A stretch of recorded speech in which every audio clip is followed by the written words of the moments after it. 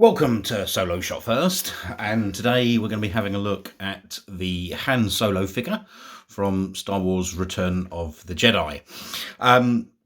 Now, I originally saw this figure at Celebration, and in one of the cabinets. I was only there on the Friday, but the figure actually looked sort of quite nice in the cabinet itself. I'm not quite sure, even looking in the bubble here, that they've got the head sculpt right, but we'll have a look at that in a little bit more detail. But I mean, in terms of the card back, this card back itself is from a deleted scene from the movie, which to me seems a little bit of probably a bit of a strange thing to do, really, because there's so many sort of shots or images, I suppose, they could have used from Return of the Jedi, and especially as this is sort of celebrating the 40th anniversary of Return of the Jedi, it just seems a bit of a strange one.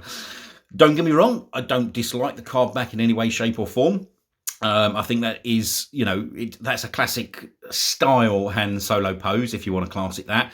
So it's not a bad image at all. It just seems to me a little bit of a strange one that, they've used that as opposed to, a still from the film. However, it is quite a nice looking card back. This card itself, unfortunately, like a lot of the ones that are sort of coming now, are tending to be a little bit warped. You probably aren't going to be able to see this in the video itself, just quite simply because they're being packed in the shipper boxes by Hasbro, I believe, obviously just very, very tight. So you tend to get like sort of very sort of thin veining, etc. But I'm going to open this anyway, so that doesn't worry me. But again, if you're a carded collector, bear in mind this is also on the thicker card stock. If you're a carded collector, then it's a bit of a shame that they just can't put these in slightly bigger boxes so that there's no bending, because they are on the thicker card stock. You've got the nice Han Solo itself, obviously on that nice red name pill, which does work really well for this, and it does make the figure sort of stand out quite prominently in the bubble itself. So we just have a look at it from behind. So this is VC 281. Not too much to report on the actual behind. Everybody is sort of now quite familiar with these. You've got that nice sort of Star Wars racetrack, and then you've got the other figures that I suppose are essentially part of this wave, but some of them are not out yet. So VC 281. So we'll just have one final look at the front of the card again before we get this figure open, and then we'll have a look. So, as I said, it's quite a nice card. I just think it probably could have been better. But anyway, let's get this figure out of the packaging and take a look at the figure in more detail.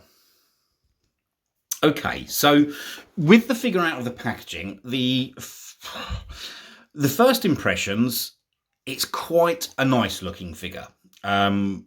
This is not great by any stretch of the imagination, but it's a nice looking figure. The head sculpt is quite reasonable. I'm still not quite convinced that they have they've got that 100% right. I mean, at certain angles you can really see Harrison Ford there, and in others it just doesn't look like him at all. But that's a fairly decent representation, I suppose.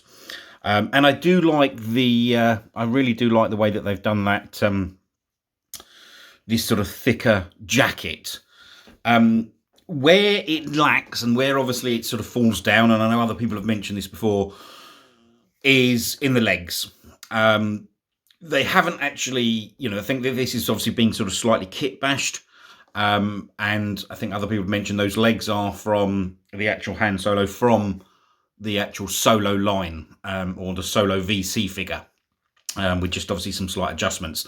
So it doesn't have that butterfly hinge, which, in my opinion, and it's not me trying to be moany or anything, but it's absolutely criminal if you are going to be bringing out, this Han Solo figure. What we're still ultimately looking for, the ultimate Solo, really, because at the end of the day, while you can manipulate this figure, if you're one of those people lucky enough to sort of own a Legacy Falcon or the Vintage Collection Falcon, trying to actually get this guy into position to get him to sort of sit down in that Falcon is just an absolute nightmare. And I'll show you what I mean by that, because obviously he's just got the hinge there, which is obviously very stiff, as you can see.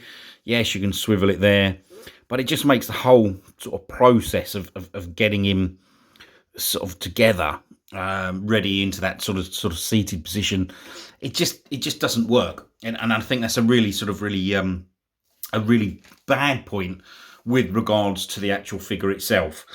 Other than that, obviously, articulation-wise is good. You know, you've got articulation at the head, you've got articulation at the shoulders, articulation at the elbows and at the wrist with the hinge in the wrist as well. But it is in that bottom half where this obviously lets that figure down.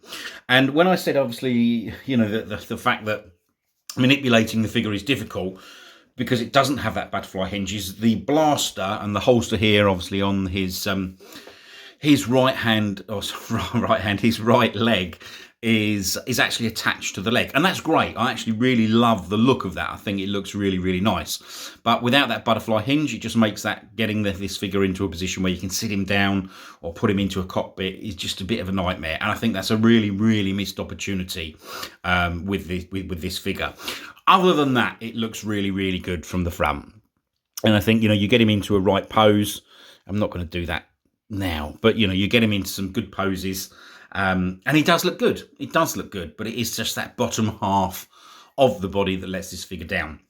The other thing, and it's just a minor thing, but I just want to, you know, people, you know, if you're an opener like myself, and you might want to try this, while that his sort of vest is removable, you need to be really, really careful how you remove that. I mean, I tried to be as gentle as I could, and I put a rip in the back of this. I know you're probably not going to be able to see it in the video, but just there, right at the top. So that jacket will not be coming off again. And the other thing, you've got that bend in the torso, which it doesn't impact this figure too much in terms of the look, but I just on these sort of figures, I'd rather sort of have that. I'd rather have the proper swivel at the waist, because you don't actually have that. There's no swivel at the waist. It is the swivel there in that chiseled torso position, which is a bit of a shame. Other than that, and I know that sort of sounds like there are a lot of gripes there, but it is the legs that do it for me. But other than that, look, it's a really nice looking figure. You know, if you're a carded collector, then of course you're going to want this because you're collecting the VC numbers. And if you're an opener, it's probably the best figure that we've actually had of, you know, Han from the Return of the Jedi. Is it the best Han overall? You know, you could probably argue maybe yes. I've always been a massive fan of the VOTC Han from the original Star Wars, which I think is a great looking figure. Yes, the legs are a little bit thin. Yes, his arms are a little bit skinny, etc. But the actual head sculpt is fantastic. So, in terms of, you know, from a Return of the Jedi point of view, yes, this is by far the best one that we've actually had. The other only, again, that sounds like I'm moaning an awful lot, and I don't mean to. But, you know, why? Again, this is from Return of the Jedi. Why on earth you have not got, you know, his sort of cape or coat, his overcoat, if you want to class it as that.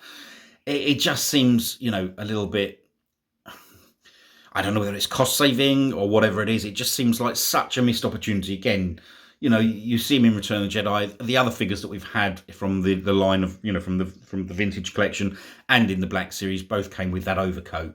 Two different types, yes, but they had that overcoat. So it just seems a real shame that they've sort of left it out on this figure.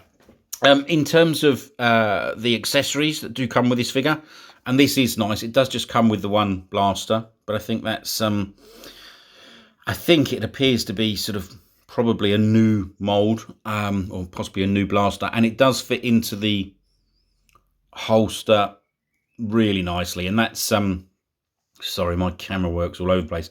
That's something I really like. You know, I do think they've actually done that belt really well. As I said, it is just those legs. If they'd had those legs on a butterfly hinge, then this would have been probably, you know, my favourite Han by some distance, because the head sculpt's okay, the top body is good, but it's just that bottom half. Anyway, I hope you have enjoyed this video. If you have, then please hit the like button. If you've got any questions or any comments, please leave them in the comments section below, and I'll come back to you as soon as possible. Hope you've enjoyed the video today. Thanks for watching.